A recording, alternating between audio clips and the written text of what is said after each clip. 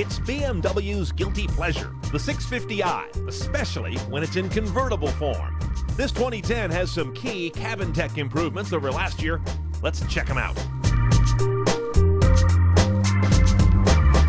Now, not a whole lot has changed since we recently drove the 2009 650i convertible, but a couple of cabin tech tweaks are welcome. First of all, that's the new iDrive, not the hoary old iDrive that I've hated since it hit the market. So that's a big improvement right there. And in case you're not familiar with it, the difference is you've got a more logical up and down menu system, and each one of those will unfold into more options as you hit it.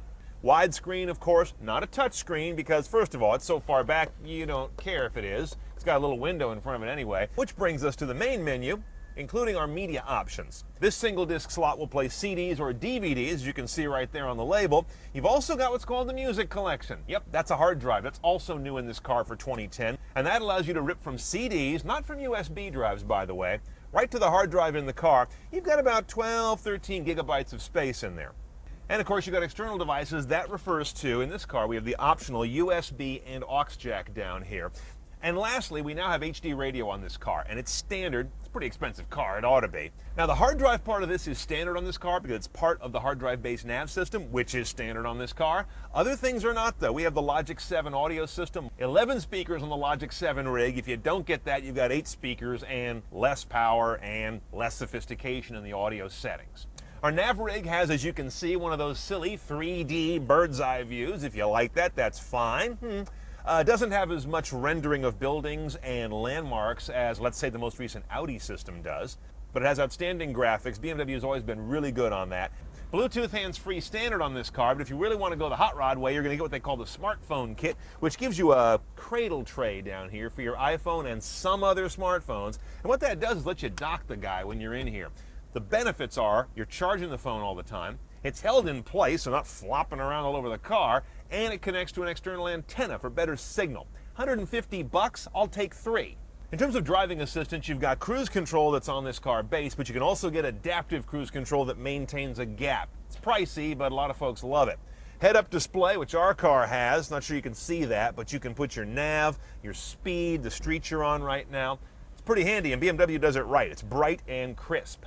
And there's a night vision camera option that turns that into a screen that will look ahead and see things that the human eye can't based on infrared and heat. The paddle shifters are these chrome and leatherette deals up here. Pull back for an upshift, thumb forward on either one for a downshift.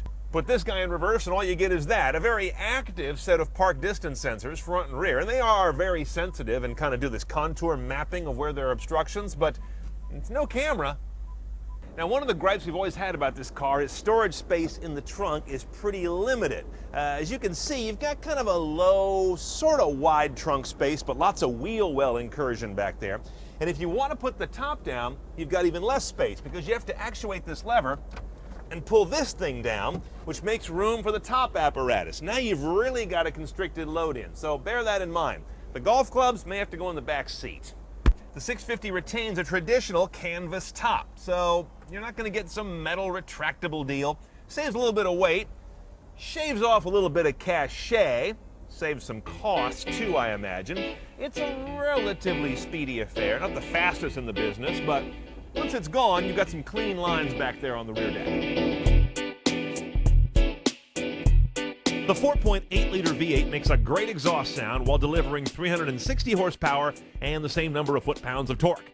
Good numbers, but this car is not some monstrous canyon carver. It's an open-air GT that says, I make a lot of money. That said, I never really enjoyed piloting this powertrain. In the standard automatic mode, everything is kind of laggy and sluggish. Plenty of power, just not very alert. And in sport mode, the car is just way too twitchy under throttle.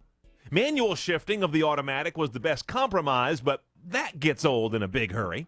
Interestingly, while the top on this car is traditional, the body all around it is not.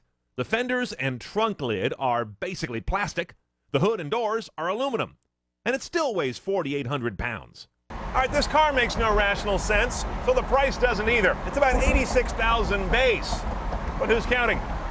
You got to spend $2,000 more for the upgraded audio package. That'll get you the Logic 7 sound. On top of that, spend $2,200 for the night vision, an insane $2,400 for adaptive cruise, You've got a price tag of $950 for the lane departure warning technology, and the screaming deal of life is that smartphone cradle for a crummy $150. Do that.